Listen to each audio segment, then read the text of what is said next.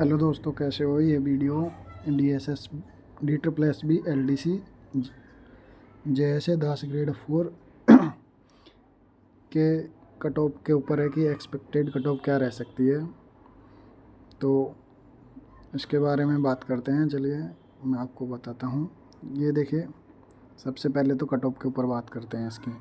एक मिनट, मैं आपको बताता हूँ अभी। सॉरी।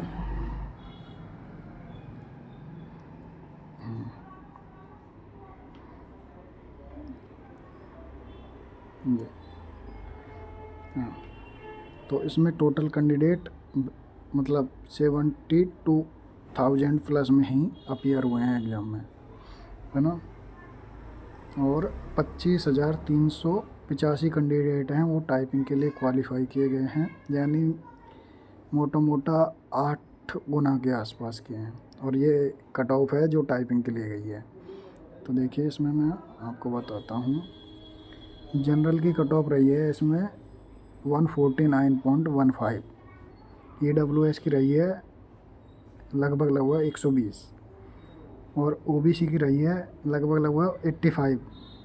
वहीं SC की 120 और ST की 105 मान सकते हैं। और अदर कैटेगरी की आप देख लो, ये लिख रहा है यहाँ पे, है ना।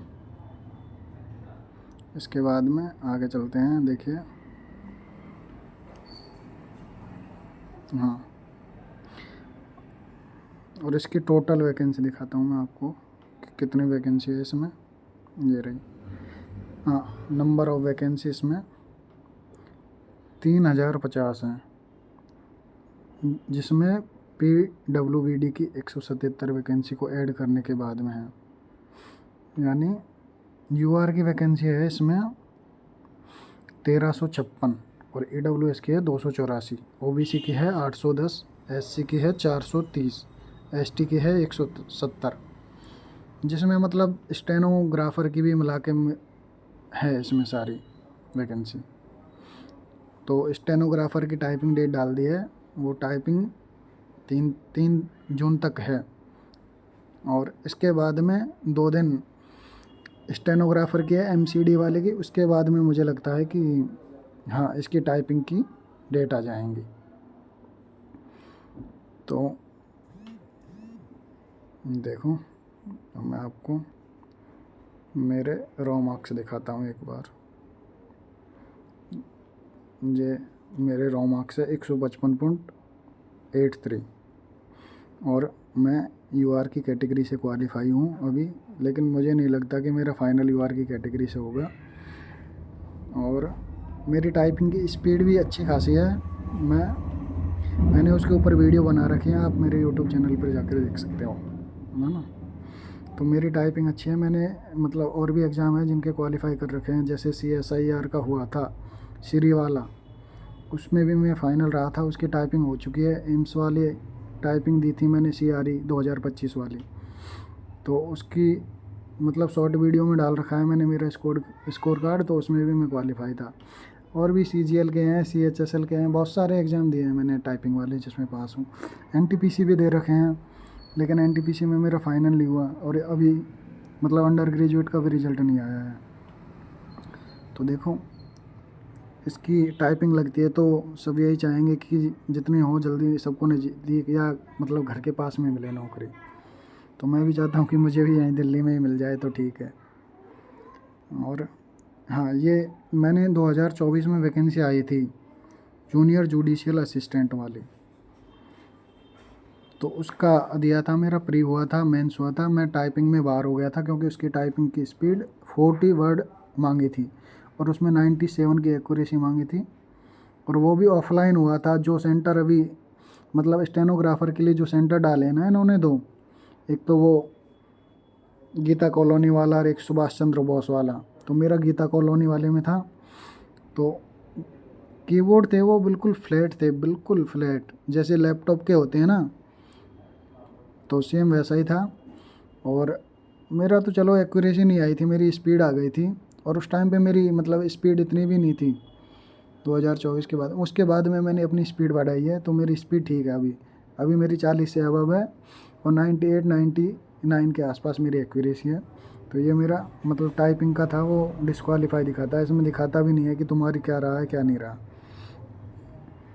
उसके बाद में हाँ, एक्सपेक्टेड कट ऑफ तो देखो यार, किसी को बुरा लगे या फिर कोई ये सोचेगा कि हाँ इतनी कट ऑफ जाएगी, देखो तो ये मेरा खुद का नज़रिया है कि इतनी कट ऑफ रह सकती है मेरे हिसाब से, ये है ना। और अभी ये डाला भी नहीं है कि भाई स्क्रीन टू स्क्रीन होगी या पेपर टू स्क्रीन होगी।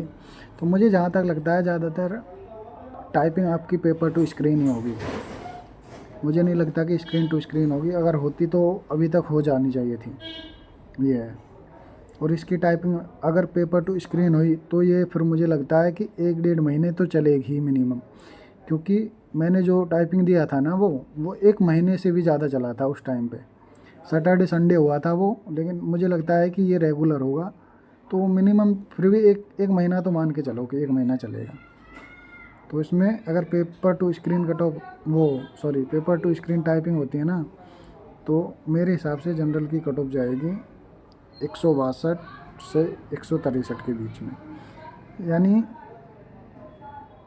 160 के आसपास का मान के चलो कि कट ऑफ, हाँ ये है।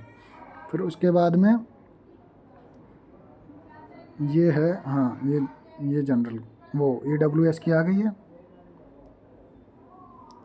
इसके बाद में ऊपर चलते हैं, OBC की कट ऑफ। हाँ, OBC की कट ऑफ देखो, किसी कैंडिडेट को मुझे लगता है कि वो यही बोलेंगे कि हाँ इतनी कट ऑफ नहीं जाएगी, लेकिन मैं ये बता देता हूँ कि कट ऑफ मुझे लगता है कि ये मैंने मिनिमम बताई है, मुझे लगता है कि इससे ज़्यादा कट ऑफ जाएगी OBC की, क्योंकि ज़्यादातर कैंडिडेट जो जनरल में क्वालिफाई हुए हैं ना वो OBC के ही होंगे, तभी OBC की कट ऑफ इतनी कम गई है। क्योंकि जो हायर नंबर वाले कैंडिडेट थे ना वो UR से क्वालिफाई हुए हैं, और जिसके कम मार्क्स थे वो OBC कैटेगरी में आया है। तो देखो ये मेरा अनुमान है, ये कोई ऐसा नहीं है कि एग्जैक्ट कट ऑफ है, तो कृपया मतलब ऐसा कि है मत समझो कि हाँ कि कट ऑफ गलत बता दिया, ये बता दिया, ठीक है ना।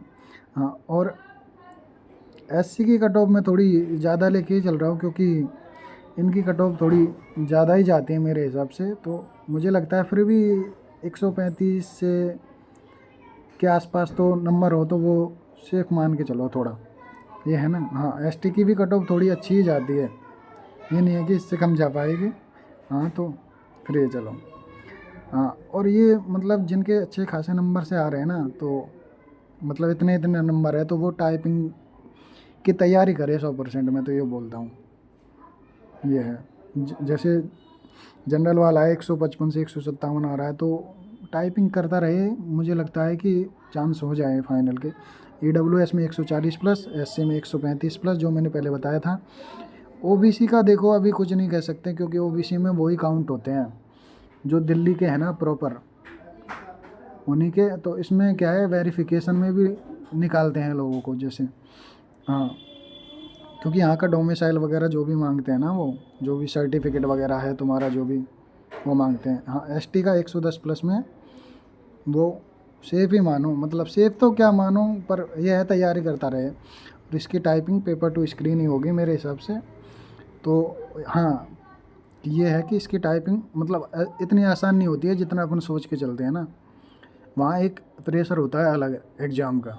तो ये मान के चलो कि जिनकी स्पीड 40 से ऊपर आ रही है ना, वो कैंडिडेट क्वालिफाई हो सकता है। अगर जिनकी स्पीड 35 या 36-37 इतनी आ रही है, तो वो तो सोच के मत चलो, अगर अभी टाइपिंग करने लगा है ना, तो भाइयों बेस्ट ऑफ लक, और टाइपिंग करते रहो, बस यही है। Thank you. अगर वीडियो अच्छी लगी तो चैनल को सब्सक्राइब करना, और कमेंट में बताना कि हाँ कि मैंने कहाँ पे कुछ गलती की हो तो बताना है, जो मैं सुधार सकूँ, आगे वीडियो बनाऊँ उसमें। तो थैंक यू फॉर वीडियो देखने के लिए भाई।